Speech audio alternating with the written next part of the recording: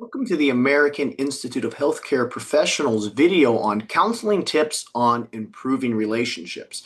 And whether you are a marriage family therapist or just simply a pastoral counselor helping married couples work together, or a counselor works in spirituality or Christian counseling or grief, we're always going to come across situations where human relationships come into peril, where they're either weakening or they are disintegrating. And it's important to be able, as a counselor, whether clinical or non-clinical, to help build that relationship. So this video is about tips on improving relationships. So if you're a counselor, this can be a little bit of a guidance or a refresher.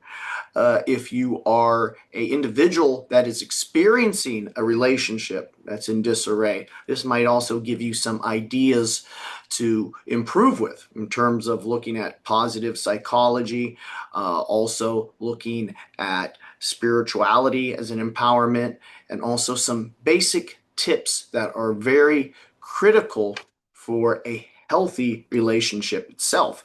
So when we look at improving a relationship, we need to first look at some common issues that tear two individuals apart. Now, this could be not just a romantic relationship, but it could also be a relationship with coworkers. It could be a relationship with friends or siblings, or even with one's parents or one's children. So I want this to be a little bit more encompassing than just romantic relationship, although that's the one that we're primarily kind of looking at, I would say, in a video type this. So what are some common issues in a relationship? And we have a few listed here. And when we look at things that lead to divorce or a broken friendship, I think these really top the list. Finances. Financial stress can break down a relationship very quickly when individuals are not carrying their fair share or too many bills come in, and then individuals start questioning each other's spending habits and things of that effect. Mutual goals. When individuals divert and have different ideas where they want to go in life, if the goals aren't the same, and a friendship or a relationship is a partnership, and any endeavor and any enterprise, you need to have mutual goals. Goals are important, but so are dreams. A goal is very concrete. It is something that needs to be done, but a dream is something that is more spiritual. And many individuals meet goals every week, every month, but yet they're unsatisfied. The pragmatic element helps, but they're not feeding their happiness. And when dreams are ignored by the other partner in a relationship, then a discontent can develop between the other partner, and then division itself. Differences in spirituality. And again, that leads to goals and dreams, but if you have a different spiritual approach with different morals that come with that spirituality, that can cause a huge wedge between each other. Politics, especially in today's modern political arena, politics break up families consistently. Individuals at the dinner table get into arguments. Parties for birthdays or seasonal celebrations are disrupted when a certain family member brings up a certain politician to another family member. So politics can be a powerful wedge in any relationship, and we should never allow political views to separate ourselves from our friends, our family, and our loved ones. Families and outside distractions. A lot of times in-laws can play a big role, especially if they're overtly involved too much in a particular relationship. Other outside distractions include infidelity, other individuals who are interloping, and through that, the individual goes out to find other people that might interest them because of the low problems that have already been discussed. And inequality. Sometimes couples are not equally yoked. Individuals are not equally yoked, and there is a feeling of pride on the other, like I'm better than you. Maybe I'm doing this and you're not. And then the other individual feels less because they are not able to meet that same standard. So maybe there's an inequality in income. Maybe there's an inequality in terms of physical abilities. Who knows? But when these types of inequalities erupt, then individuals either feel like one needs to do more or one needs to do less. And that can create a problem. So, what is ultimately in the way of improving this relationship besides these issues? Many individuals are faced with a super ego in itself. They think that they run the show, and we have that in a lot of traditional patristic type of patriarchal type of foundations, patriarchal type of paradigms, where the man is the breadwinner, and what he says goes, and that's very incompatible with a true relationship. Although relationship structure and roles are important, but roles should not be predetermined for a particular relationship, especially with so many diverse types of families that exist. A lack of a partnership can sometimes fall into place where one takes over and becomes more of a dictator. They make all the decisions instead of deciding jointly on what occurs. What are the finances? What are the goals? What are we going to do? So a lack of partnership is the very is the lack of essence of what a relationship is supposed to be. A relationship it equals partnership itself. Personality imperfections could be in one's way. And by that is, what type of imperfections do you have, especially with personality disorders? Many individuals are very selfish, and some might even have narcissistic tendencies or be a diagnosed narcissist. Not everyone's a narcissist, but it can have tendencies within these personality imperfections. Or maybe there's other imperfection. Maybe somebody is going through depression, seasonal depression, or maybe they have a borderline personality disorder, or maybe they have attachment disorders where they're more anxious, avoidant, or reactive attachment disorder. And these personality imperfections can cause friction. So what is your personality, and how can you better your personality, or if any mental health issues exist? A career or planning. What is your career, and how are you planning? Is it in the way? Some people put business before pleasure, and to the point where the career and everything else matters more than a simple hug at night or a kiss on the cheek. This is a point where what matters most, what you're working for most, is put to the side because you're so focused on all of the other things that you lose sight. Lack of communication. Many individuals do not communicate properly. So is this in the way? Is there a communication block? Almost to the point where you just exist, but you don't communicate. You talk, but you don't express what's bothering one another to the point where you're able to sort things out. And of course, loss of spark. Do you feel that there's a loss of that in-love feeling in a relationship? That loss of spark where you're excited to see the individual? Has it become so mundane? So is this something that's in the way of the relationship? And remember, not everything is about that butterfly feeling in life, but many individuals define their relationship by that in itself. So let's look at a few other things here in how to make ourselves better in a relationship. And the role of positive psychology has been getting more push. And it is more about, instead of fixing something before it's damaged, let's keep what is healthy in itself. And I think that's very proactive. If you're watching this video, you're trying to be proactive in itself. So it's a very holistic approach for a healthy well-being in mental health itself. So that positivity in relationships for human beings are essential, and that goes all the way back to the social contract. We need other individuals. So we need to work, whether it's romantic or not, on our relationship skills and to work on improving them so that we can achieve together what is needed. So these human bonds need to be nurtured and improved.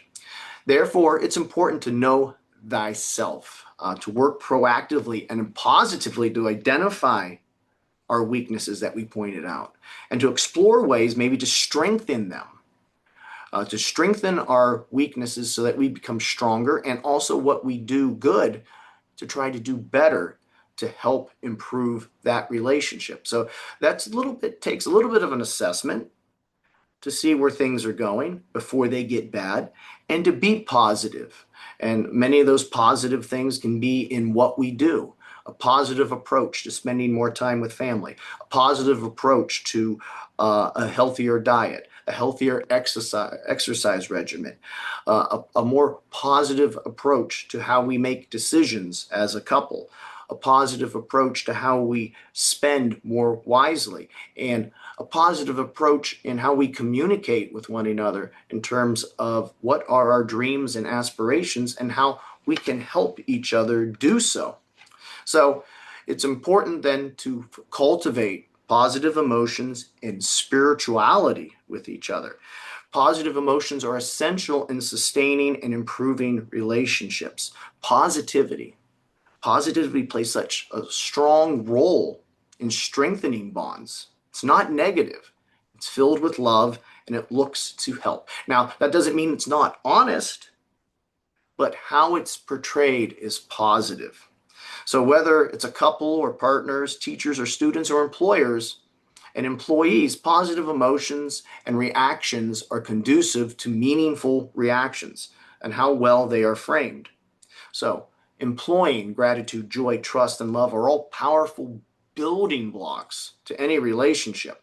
Think about how much more negative things are when we don't show those things. When we show ingratitude, anger, mistrust, hatred, or anger.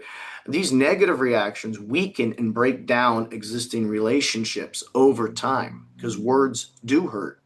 Actions do break down healthy relationships. So a lot of times it's how we display our emotions, how we word what we are going to say with a positive spin, a healthy reframing. The impact of spirituality, I don't think, can be demeaned in any way. Utilizing spirituality and common religious beliefs or common moral concepts strengthen relationships, and that's probably what ignited the relationship to begin with, that commonality. Individuals just don't enter relationships because they're total opposites, although opposites can sometimes attract. But usually there is some type of cement, some type of common goal that brings people together. So mutual respect is important if there are different views, but a lot of times the mutual sharing in beliefs can help form strong foundations and help grow that relationship. Religious rituals can play a powerful way to bring a couple closer and also encourage similar moral values that put individuals on the same path. So shared values encourage same expectations and that same path forward. And it's important to, when in doubt, start to cultivate these types of spiritual values to help each other move forward in itself. And if some of the values are different, it's important to be positive in how we express our differences in those particular feelings and beliefs. Now, there are basic tools to better succeed in any relationship, and here are 4 important ones. Listening, and this is the basis of counseling itself, but communication and listening to others is key in any relationship. Too many times we want to speak and not hear. And if you have a one-sided relationship where only one person talks and it's always about their day, always about their problems, but when you only get that 5% of the conversation in about you, that's an imbalanced, an unequally yoked relationship. Both parties need to be able to talk, but also listen. And listening involves more than just being quiet. It involves taking into account what the individual is saying and then positively spinning it to help. Again, that doesn't mean you dismiss honesty if something needs to be said, but it's done in such a sensitive and empathetic way that it fosters the relationship without damaging it. Planning with your partner, working with partner and highlighting goals we mentioned earlier, but also dreams, because dreams are more than goals. They're our spiritual push that makes something very important to succeed in life. So a goal might be something that is very concrete, very attainable, but a dream might be something that one it's kind of out there, but it's still it's able to be reached, but it needs to be done together. And when others' dreams are just batted to the side because it doesn't matter or it's not tried to be accomplished, then that can cause a serious detriment to the relationship itself. So a relationship, again, is a partnership, not a dictatorship. It involves working together for both's success and both dreams themselves. And that again comes to the positivity, positive affirmations and reframing, reaffirming the value of one's partner, complimenting, encouraging. It's critical. And when time comes when something is wrong, to reframe failures, not necessarily condemn failures or bring someone down. And that happens a lot in friendships as well, not just marriages or romantic relationships. It can happen between children and their parents. How do we reframe when someone screws up or makes a mistake? It involves understanding that we're human too, but it also involves helping individuals better have the ability to better themselves after a mistake. And you can play a role in that rebuilding. And then later down the road, when you face the same types of problems or maybe a little different, you're able to be helped. A resilient mindset. So as couples, as teams, not every day is a victory. Not every day is a win. Sometimes there's losses. So how are we able to deal with setbacks as a couple? How are we able to help each other remain strong when the setback might be just for one or the other? And how do we continually to support each other as we work through that goal and that plan despite the setback? Now, some setbacks are bigger than others. There can be a multitude of things that go wrong in life, from the smallest thing to a refrigerator dying to maybe a storm that tears the roof off. Who knows? But you have that resilient mindset to work together, whether one becomes unemployed during that period of time and one helps the other up. We can't allow in these types of situations to weaken a relationship. This is when the relationship becomes stronger, for better or worse, richer or poorer. I think those are important things to continue to implement. So we are the American Institute of Healthcare Professionals. We do offer a variety of behavioral health certifications. Below is the link. Our number is 330-652-7776. And our email is info@aihcp.org. I'd like to thank you for listening and have a good day.